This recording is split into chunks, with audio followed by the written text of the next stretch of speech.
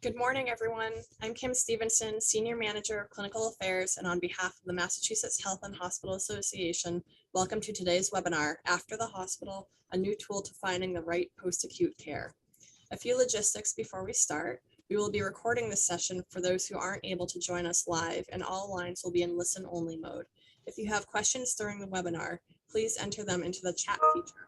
The questions will come to us directly, and we'll do our best to address as many as we can during our time today. Following the webinar, we'll be sending out the slides along with a brief survey. I want to take a moment to thank MHA's 2021 sponsors for their support in underwriting today's webinar, which is part of a series we're doing to bring experts to our members to help address timely issues relating to the COVID-19 pandemic and other hot topics in healthcare. With so many options available, identifying the next step for care following a medical event or hospitalization can be daunting for both patients and providers alike. To help address this challenge, healthcare professionals from across the Massachusetts care continuum constructed a first of its kind post-acute care guide. The guide is being released today on MHA's Patient Care Link website, which we'll take you to later, and will counsel healthcare professionals and those in their care on which options are best for their unique needs. Many people need post-acute care to recover from an injury, illness, surgery, and/or hospitalization. Post-acute care provided outside of the traditional hospital setting may include rehabilitation, physical, speech, or occupational therapy, comfort care that focuses on providing relief from pain and other symptoms of a serious illness, home care, or end-of-life care. Before we begin our panel discussion, I want to take a moment to thank all of those who contributed to the development of this guide. First and foremost, I want to thank the members of MHA's Continuum of Care Council and Ellen Breslin and her team at Health Management Associates for their dedicated efforts in putting this guide together. I also want to thank the many other partner organizations and patient and family advisory councils who volunteered their time to review the guide and provide detailed feedback along the way. We welcome you to read the full list of contributors on the second page of the guide. Now, I am pleased to introduce our panelists for the morning. Louis J. Wolf is President and CEO of Hebrew Senior Life and former chair of MHA's Continuum of Care Council. Maureen Banks is the Chief Operating Officer and Chief Nursing Officer of the Spalding Rehabilitation Network, including Spalding Rehabilitation Hospital, Boston, and the current chair of MHA's Continuum of Care Council. Robin Hines is Chief Operating Officer and Senior Vice President at Lawrence General Hospital and Vice Chair of MHA's Continuum of Care Council. We're delighted to have you all here today. So I think we'll just jump right into this. So Lou, the first question is for you to start with. What is post-acute care? So that's actually a great starting question, Kim, and may appear to be obvious to many people, but many people think that really means an inpatient stay of some type after someone is in the hospital, and it really is much, much more than that. First, foundationally, acute care is any kind of care that's provided, as the guide points out, in a sudden and intense situation. It's immediate care needed for an episode of extreme symptoms, and usually a short course of treatment. Most oftentimes that isn't an acute care hospital, but it could be at home, it could be in an emergency department, or some other inpatient setting like a mental health setting. So post-acute care is any kind of care that's provided after that acute episode that has been addressed. And there are patient needs that are additional in order to bridge the gap between that point in time of the discharge of the acute situation and where that patient needs to get to have their best lives in their ongoing living situation, whatever that is, whether it's their home, whether it's in a nursing home or anything in between. And as the chart points out on the screen, post-acute care is really comprised of a wide array of services, including medical care, therapy, physical, occupational, speech therapy, mental health, social services, palliative care, and it also takes place in a wide array of settings. It could be in an inpatient setting, like a SNF or an inpatient rehab facility or an LTAC. It could be in people's homes, or it could be an outpatient setting. So it's much, much broader than what people think. Yes, it can be a little bit daunting. And so what was the impetus behind creating this post-acute care guide? Why is it needed? Yeah, so a few years back, I was on the MHA board, and the board agreed to form the Continuum of Care Council that you referenced earlier. And there was really an understanding that as our industry moved more towards population health management, whether it was hospital ACOs or mass health ACO or PACE programs, Medicare Advantage programs, there was much greater focus on not only quality of care, but also the total cost of care and the optimal resource utilization. Our healthcare system is incredibly fragmented, and that fragmentation makes it incredibly difficult to actually deliver the best care possible along that continuum. So the council was created to really pursue methods to optimize that cross-continuum effectiveness. When the council first started, we thought about a lot of the interventions that could help the continuum work more effectively, optimizing clinical handoffs, looking at regulatory barriers, aligning the goals of different entities. But it was really the consensus of the council that the biggest barrier to our goal was really a lack of understanding amongst patients, their advocates, and even providers of what the resources are that are available along the continuum, how you access them, what the insurance coverage is, how to choose what to expect when you get there. When I was on the board, I often pointed out to leaders of acute care hospitals that they need, for their hospital to work properly, all the people along their continuum, the emergency department, the operating room, the post-acute unit, the ICU, they all need to understand what their capabilities are, what their functions are, and when the proper time for a handoff. And that is equally important across the continuum and much more challenging. So we all agreed that a foundational starting point was putting together an informational guide so that everybody who's part of this decision-making process, patients, their advocates, and providers, could really understand and be on the same page as far as how to make those decisions, what the capabilities are, and what to expect when you get there, so you weren't showing up with unrealistic expectations. That's great. Maureen, Robin, anything to add to that? I think Lou did a great job outlining how we got started. Great. Robin, this is a lot of material to collect and put into a document. How was this accomplished? So we did a number of, this has sort of been a labor of love for a long time, I will say that. And, you know, we really came to this idea a long time ago, and it did take a lot of time and effort to put this together. So we did solicit volunteers from across the care continuum to come together to give us some guidance of what they wanted to see, where there were gaps in knowledge, who actually had the gaps. You know, is there shared understanding between patients and providers? Is there shared understanding between providers? So we really spent a lot of time putting small work groups together to understand, you know, really what we really wanted to include in that guide. And then we worked together to sort of identify that scope, and then we hired through MHA, hired the health management associates to work with us, Ellen Breslin's group, to put this guide together for both, again, as Lou indicated, for providers as well as for patients and families and caregivers and you know, whoever would need access to really the shared understanding of what post-acute, what to expect. You know, anticipatory guidance is always something necessary for everybody, so that it just makes much more for smoother transitions across the spectrum of care. And we really wanted to make sure it was easy and ease of use and informative, and again, had shared language. So, you know, MHA working with health management associates and the CCC put this together. And then the next step after we worked towards that, we put the guide together, and then we elicited feedback from across other members.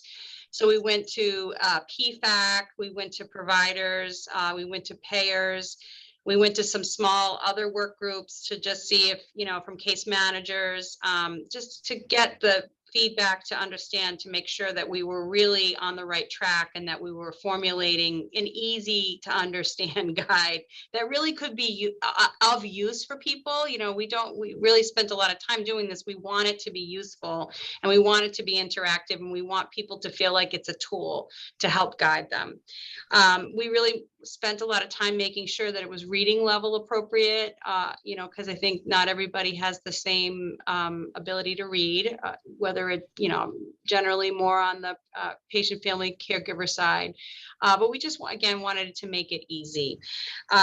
We then put it together, and then it was ready for distribution, and now it's live.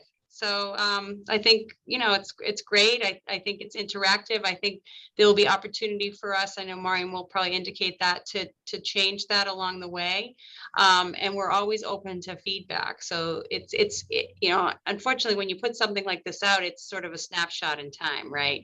And so, you know, there's always changes, and that's just sort of the way in which healthcare moves and shifting sands. So, but we're really excited, and we're ready to move forward. Excellent. And this guide, it's really 2 guides in one. Can you talk a little bit about the audiences for this guide and also the vision that you used? Yeah, first we were like, okay, we want to make sure we have this available to patients, but then it became evident that, again, there's shared gaps in understanding and providers. And even, you know, some of the staff, you know, even from the inpatient hospital side to, you know, to the LTAC, to the IRF, to the SNF, to assisted living, sometimes we don't always speak the same language. So we really wanted to put something together that really encompassed all of that. So we separated it into 2 entities. One would be for patient and family caregivers, so that they have access, again, for that anticipatory guidance of what you need to know when you come in the hospital, what you need to know when you choose something for post-acute, and what all these acronyms that we all speak to them about mean. And then we sort of, again, identified the gaps in the fact that we in the industry need to be having the shared understanding and shared language. So it's for both groups. Great. And I know we're screen sharing right now. So it's on Patient Care Link, right? It's here on MHA's Patient Care Link. It went live over the last 24 hours. So we're very excited about that. And then we'll be doing some marketing and sending out some information out there so that people know how to access it. If there are questions, you know, it's definitely something that people can Google, and we can make accessible to both families, caregivers, and then providers. Great. Thank you. And Maureen, as Robin already mentioned, we know that policies and practices in healthcare continually evolve. Will the content be updated over time to reflect the current trends and information? Oh, yeah, this cannot be a static document, or it's going to not be worth all of the time and effort that people have put in.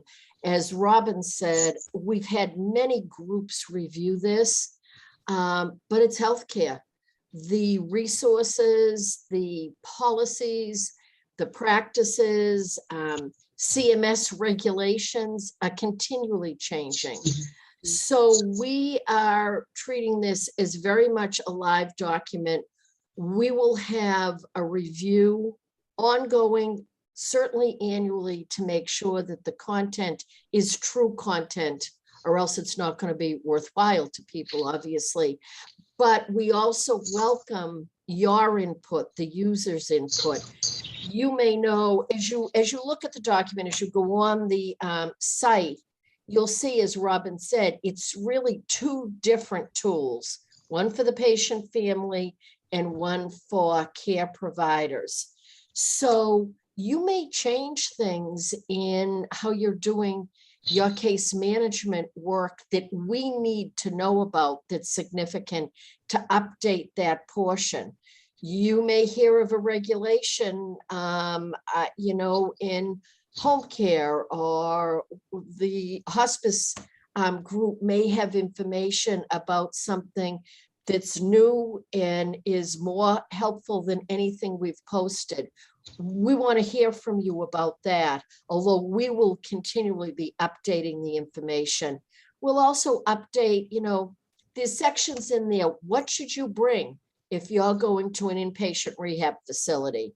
What should you bring or not bring if you're going into a skilled nursing facility?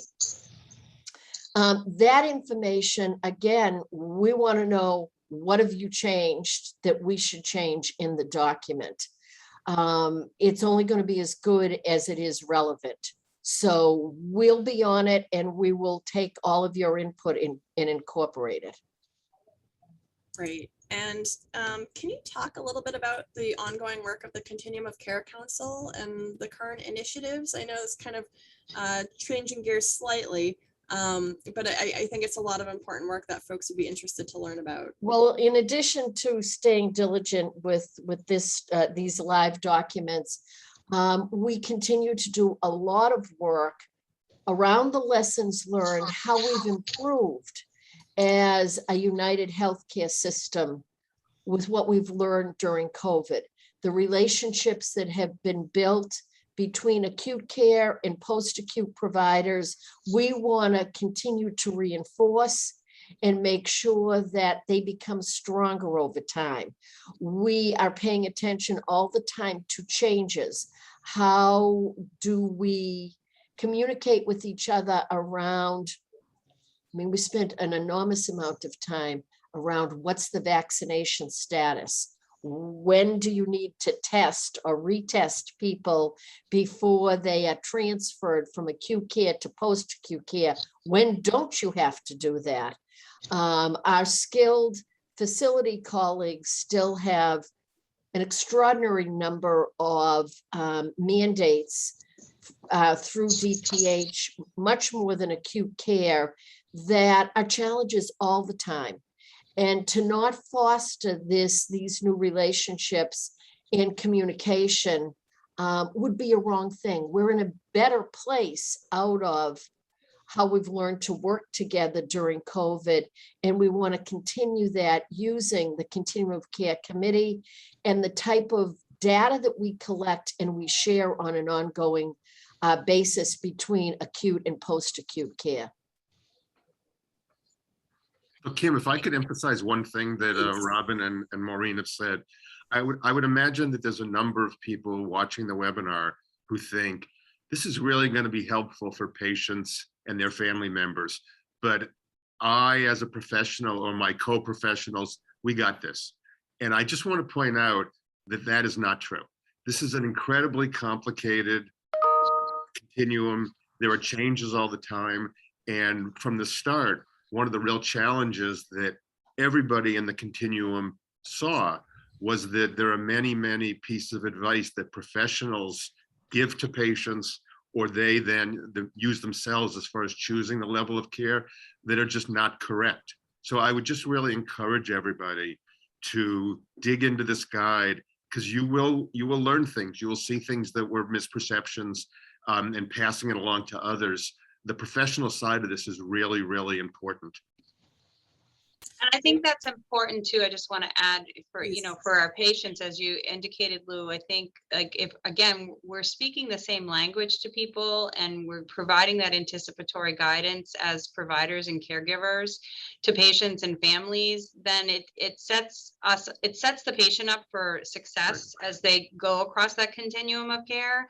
And it just makes for a better healing process, a better outcome process for all of that. Because as you know, if there's expectations that are set that don't always turn out to be what is expected, it creates problems, and that does impede on attaining like the health outcomes we want for our patients. I visited a patient last weekend at Hebrew Rehab Center, and the patient's spouse could not understand why the nurse was caring for more than 4 patients.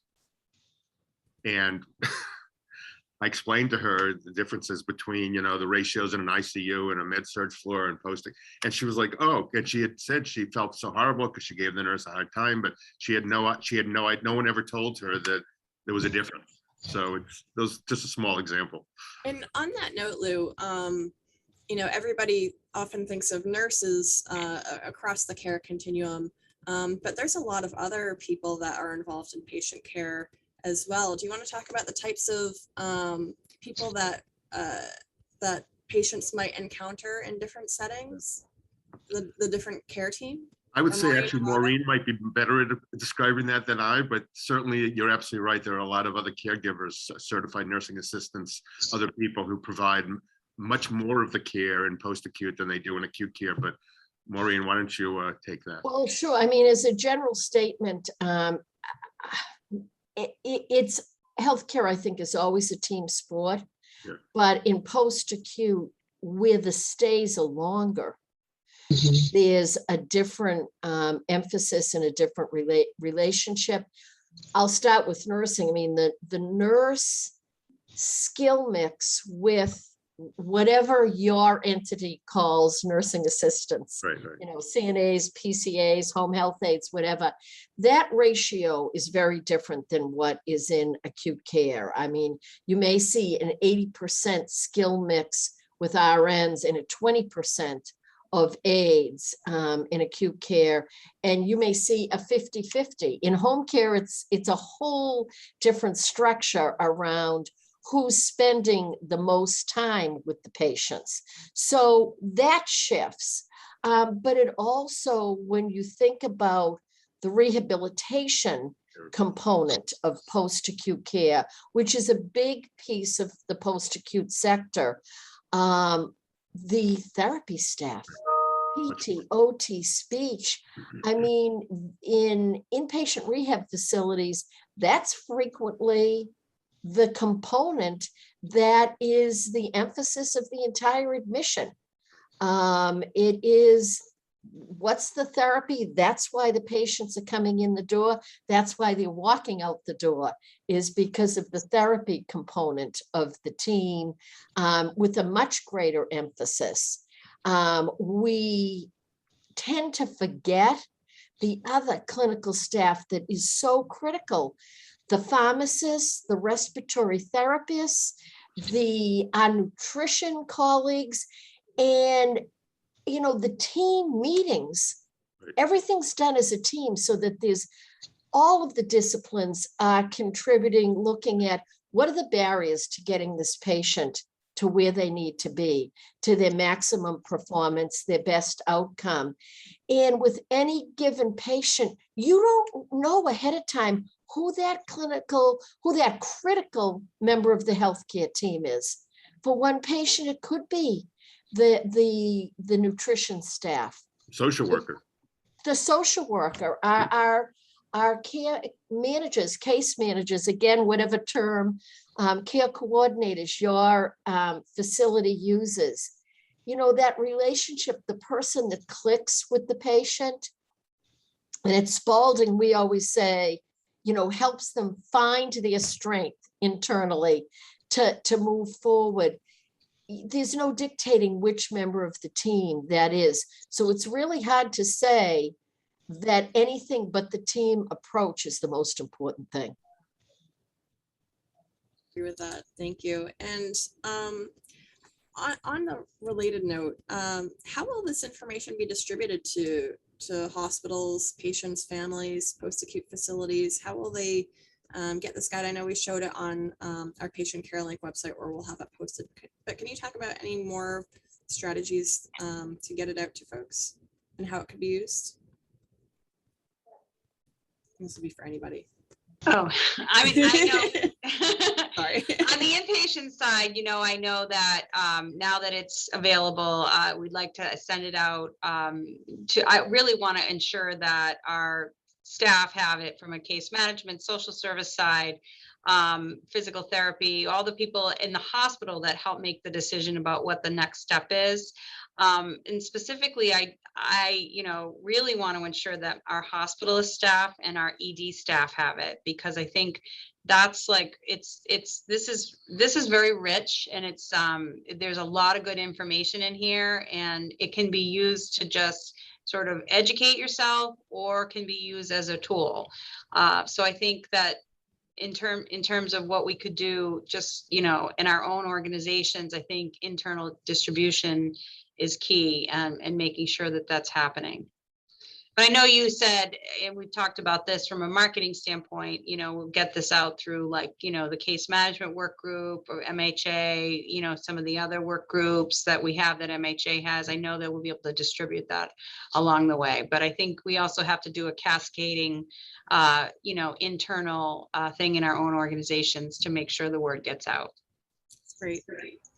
Some questions are coming in, and please feel free, anyone listening, to submit your questions into the chat, and we'll do our best to answer all of them. We've had a few come in so far. How has the transition process been going throughout the pandemic? I know that there's been a lot of challenges. Maureen's kind of already touched on them about testing and vaccinations and stuff, but how has the pandemic affected this transition across acute and post-acute care? Well, I'll take a stab at this first. I'm also looking at the question in the chat around the use of paramedics in homes to prevent admissions to the hospital. Right now we're looking at I want to say post-COVID, but a transition COVID time where we're being handed a whole new set of crises around transitions. Our acute care facilities are so overwhelmed. The emergency departments, the operating room schedules, the lack of acute care beds, which is exacerbated by the ambulance crisis. And I know MHA is playing a pivotal leadership role across the state with a task force around that. But even to move patients out of acute care to post-acute care is presenting a whole new set of challenges. We're still working on this. The exodus of healthcare workers with early retirements, or the transition to travelers from facility-based positions. I would say when we're in the midst of COVID, I certainly didn't anticipate all of this coming. And it's a challenge to every part of the healthcare system right now. To the question in the chat, I think you shouldn't be in healthcare if you're not continually learning and exploring new avenues to have better patient outcomes and to create a better work environment. So not all the ideas are going to work. We need to try them all. We need to see what can help get us to a better place, and whether it's telehealth or mobile units, people certainly continuing to facilitate people aging at home who can age at home is an important thing. I think we've got to look at all of them to find better pathways. Robin, Lou? Yeah, the only thing I would like to add about the pandemic and the impact, I would say that when we started this effort, much like the conversations I was having with board members, there wasn't as much of an appreciation for the need for the different elements of the continuum to be as connected as we understand they need to be. And when the pandemic hit, it was really a crash course in having to do that, because at the beginning there was a ton of finger pointing and concern because hospitals wanted to discharge people. I'll use skilled nursing facilities as a great example. Hospitals wanted to discharge people to skilled nursing facilities, and skilled nursing facilities wanted to be helpful, wanted to accept those patients. But 80% of the people in a skilled nursing facility are the most vulnerable people who are there for the long term. And there was a lot of concern about protecting those people. So hospitals had this need, SNFs had this desire to help, but had this huge challenge. And it really caused us, in a matter of a handful of days, in my mind, to make progress on understanding each other that otherwise would have taken years. And I think it was a great example of the benefit of working together. So while it was an incredibly stressful time, I think it really moved us ahead as far as being much more on the same team, and in the long run will prove to be very helpful. I think it's also as we continue through the crisis of the pandemic, or I mean, it's hard to sort of understand where we really are in that continuum. But I do agree with Lou, that it did force us to break down the silos between the different levels of care, across that spectrum. And I think it still is actually quite evident today. And it's actually, I think, very much more visible to people too, because at the hospital side, we know the reasons why. What's difficult is that like staffing, for instance, it's affecting us like all through the industry, right? It's not just at the hospital side, it's everywhere. So if we've got patients that are backed up in the emergency room because they're waiting for acute care beds, but then I can't move that person to the next level of care because the SNFs in the area don't have enough staff. Like, people are starting to wake up to the fact that this is really truly something that we need to work together to make row in the right direction. So like, if we don't support each other along that continuum, the whole thing is not going to work for the betterment of everybody, inclusive of the patient. I know we're out of time, but I want to acknowledge the comment in the chat around, what about preventative primary care? Yep. And I just have to say, very good comment. We can always do better. We can Yes. always do better. And the emphasis around primary and preventative care is where we should be ultimately. Yeah, that comment in the chat, I don't think I think only the host and the panelists saw that, but the question really was, what about all the preventive care that can be done by all the members of this continuum to keep people out of the hospital in the first place and all? And, should it really be called post-acute care? And that is something I've been in the post-acute world and the senior living world for 13 years now. And it's something from day one we've struggled with, and it's not the best term. And we've talked about subacute and post-acute, and nothing seems to be the right term yet. So it is a challenge, but there's no question that all of the members of this, whether it's home care, whether it's mental health, whether it's outpatient, all of these people it's part of a continuum. It's a circle, it's not a line. And we absolutely do our best to try to keep people out of the hospital, readmissions, avoiding acute care in the first place. That was why when I described acute care before post-acute, it's not necessarily in an acute care hospital. It's just some onset of an event. But it's absolutely a very good comment that this is a continuum that is not just about post-hospital. It's a member of the whole circle of team, and do our best to keep people out of harm's way. Agreed. Yeah, great questions. And please feel free to, I think we're going to do Q&A for a few more minutes. So if you have more questions, if the audience has more questions, please feel free to submit. What has been the biggest challenge for you as a leader of a post-acute facility? I know right now we kind of touched on the current COVID challenges, but aside from the workforce challenges and stuff, what are the other big challenges that you faced? I think aside from the workforce challenges, took our wind away, because that's probably both where we're going. That is. I'm responsible for Heber Senior Life, which is an organization that's not only in the post-acute world, but it's also, independent living, affordable housing, all kinds of things.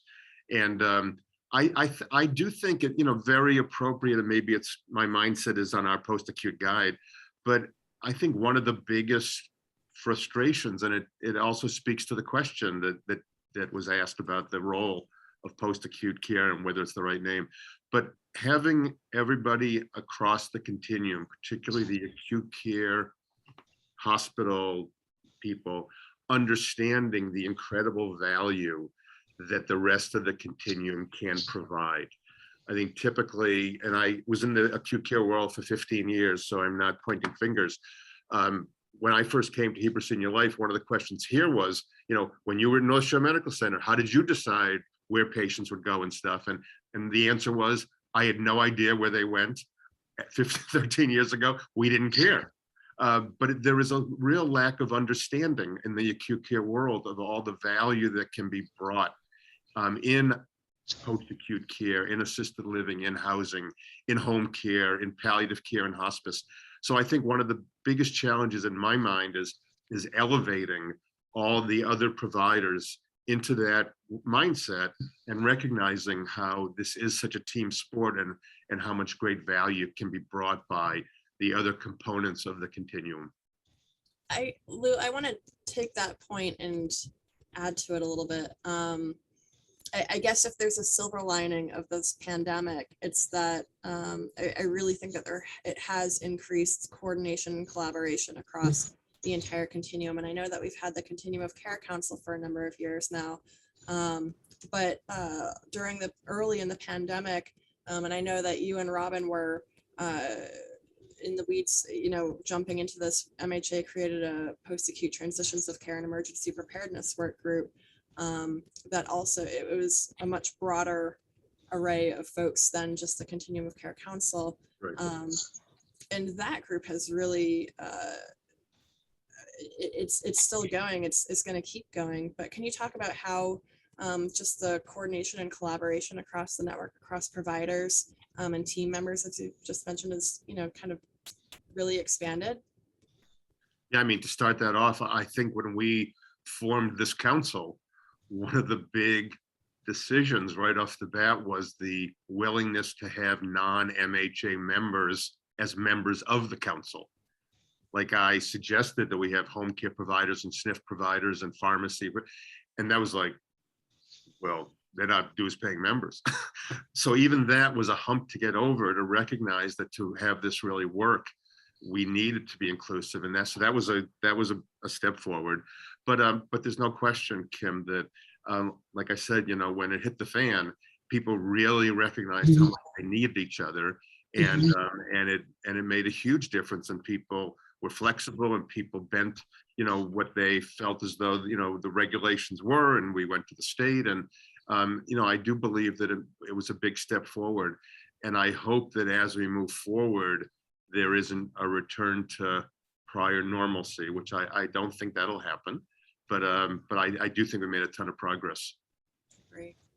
And switching gears back to like the patients and families for a moment, what do you think, any of you, the most important parts of the guide that patients and families should really pay attention to as they or a loved one navigate a transition across care? That's a tough question. I mean, I think that every situation is different. What's the most important reason that the person is going to that next level of care is a big driver. How familiar is this? The first time, that the patient, the family has experienced a hospitalization or a transition of care to post-acute. I mean, I so strongly always encourage people to go ahead of time and to tour and to see places. I think that's critical, that the family be able to visit and see where the individual, the patient's going to transition to. I think it's all the resources. I would not say there's one particular thing. Robin, what do you think? Well, I think it's so comprehensive and it's in one place for people. And I think that's really great. We have, each of our own organizations have, packets that we give patients, or some people have different, electronic tools that they use to show different things to patients about, different levels of care. But I think this is really a guide for people to, like, as Maureen said, you really can't tailor it, to exactly everybody's needs, but I think you can pull out the most important pieces that you need and in the time period that you need it in. And then if you have, something else that happens, which, as we know, as people age, it's not just one time that people are, going throughout that continuum of care. So it may be something different that they experience the next time. So I think that's really helpful. And again, it really helps guide the process for everybody, so that, again, it's having that shared understanding and the anticipatory guidance of what to expect. And what are the key questions if somebody, is being discharged from a hospital? What are kind of some of the key questions that they should be asking as they try to work with their care providers to figure out what's the best setting for them to recover in?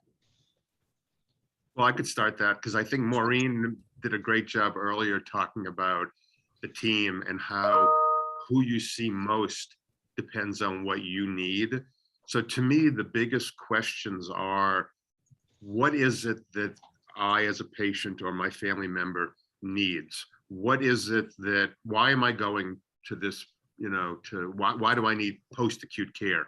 What is the advantage that I need to, what do I need to enhance? Understand that, and then understand the different choices and how those capabilities match up to what you need in this specific situation. Because, so much of in life, our beliefs are driven by our experiences. And too often somebody wants to go to X because their Aunt Edith had Y and they had a great experience there, but it's got nothing to do with what they need in their situation. So to really understand, what do I need? And then to move on to, and where do I get it? And making that bridge is critical. Yep.